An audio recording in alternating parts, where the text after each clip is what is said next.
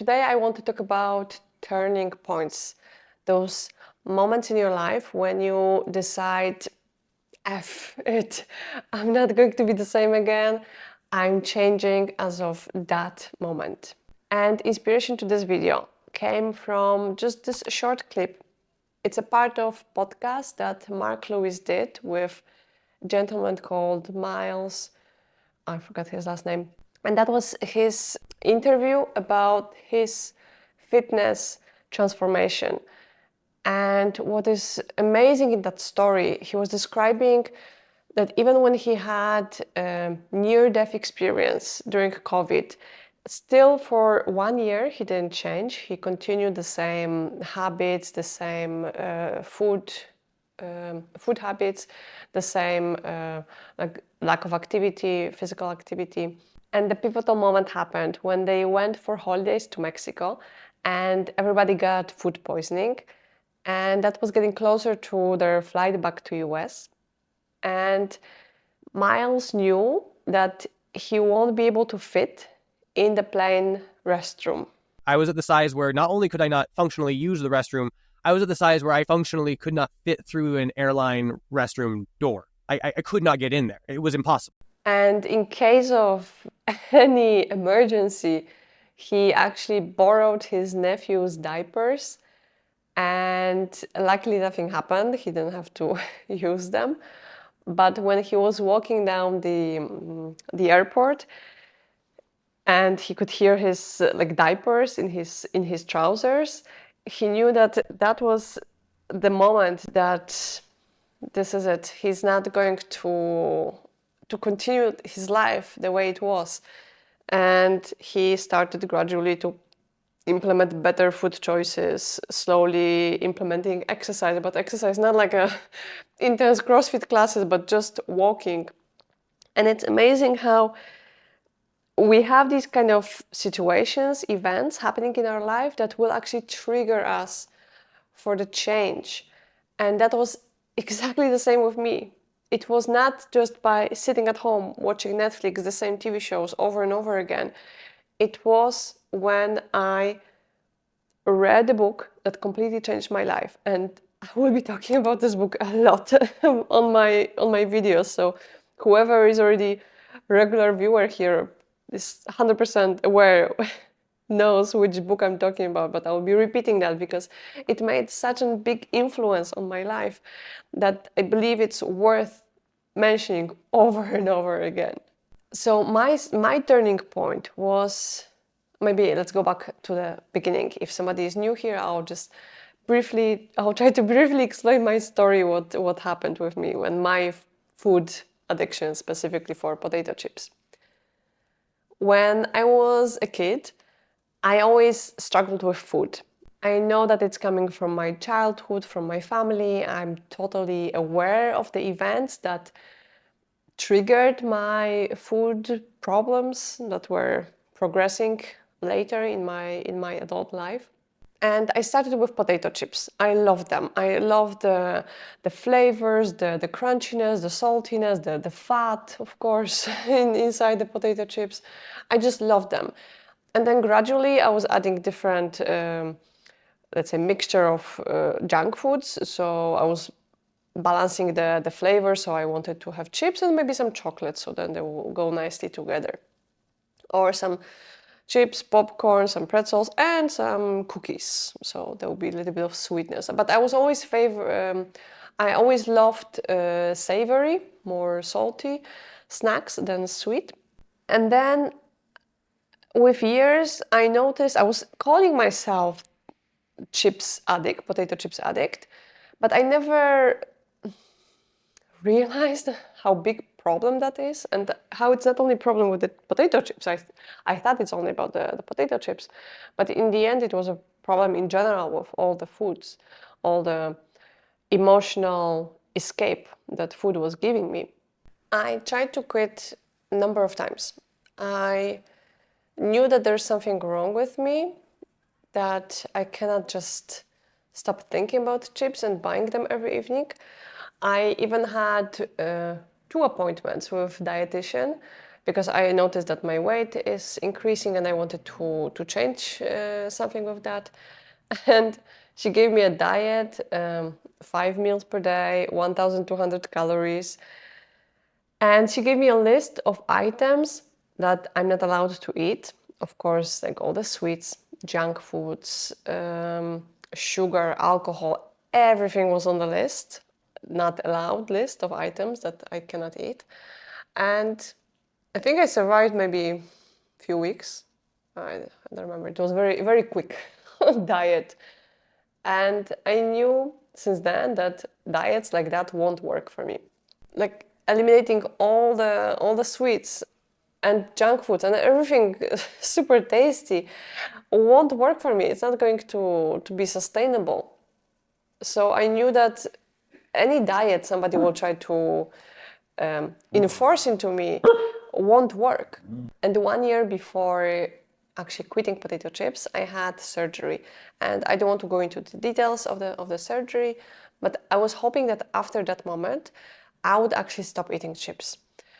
And that was not the case. I was still eating them. I was putting in the planning, like in my notes, that I'm allowed to eat them once per month, but I was always failing. I was eating them more often than that.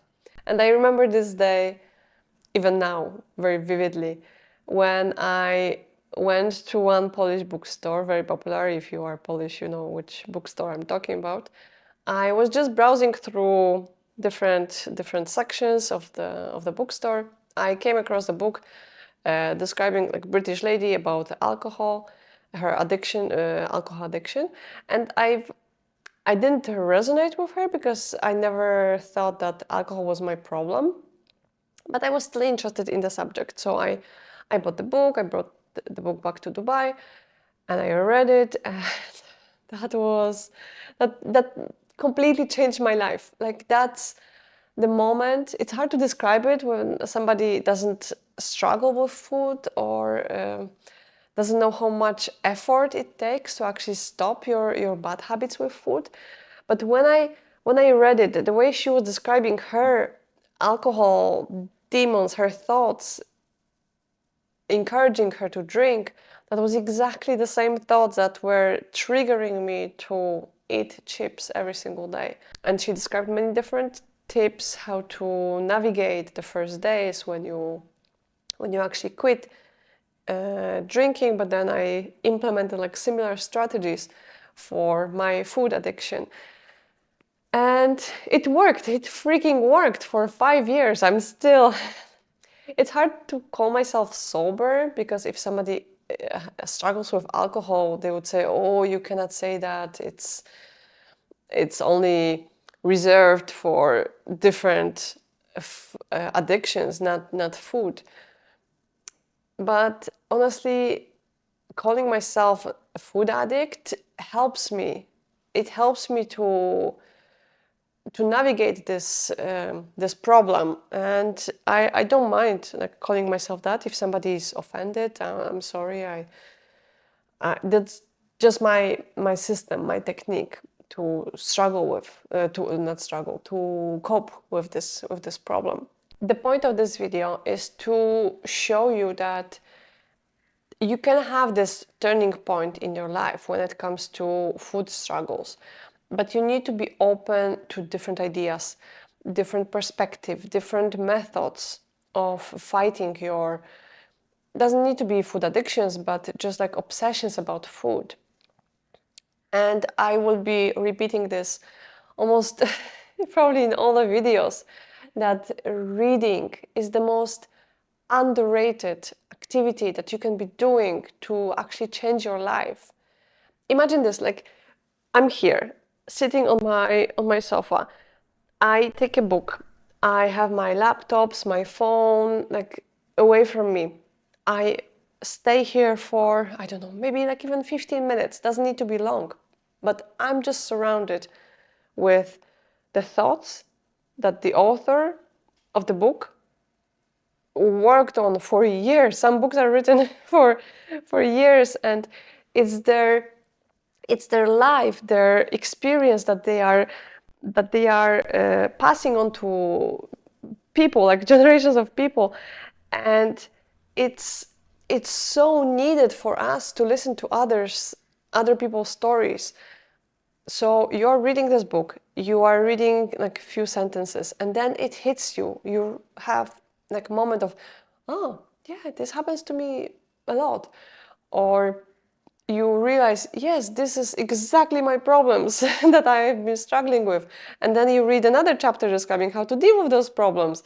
And then you implement the techniques, the methods. And it's amazing how you can just easily change your life like that. It's, I would say, different. You can also get like life lessons from podcasts, from videos. But honestly, for me, I had more like enlightening moments in my life while reading the books. So I highly recommend that. But if books they are not your thing, I don't know. I don't want to force you to read the books. Try to listen to audiobooks. That's also something that I started recently. I was always big fan of just physical books. I started to listen to them in my car actually when I'm driving anywhere in Dubai. It takes like 20-30 minutes to go anywhere. So why not waste this time listening to radio or to music? Sometimes I still do that. But you can listen to like 20 minutes of somebody sharing their life knowledge and just changing your life. And that's what's most beautiful. And I wish to anybody who is struggling with any like food disorders or anything in your life, just try different things. Say yes to more things. Yes, say yes to activities that you would never do, or the events, or some activities that you normally just stay at home, enjoy your evening with your dogs or your cats, but then do something different. I know it's scary. It's super scary to do something new, but imagine how much better you would be when you would actually do something new and be a better person after that. Like, what's the harm? We have a break now because my baby decided to start barking, so I cannot record. Yes? Yes? Are you okay? Finished? Finished now? She's surprised. I normally don't talk to her in English. Are you okay? Finished? Good girl.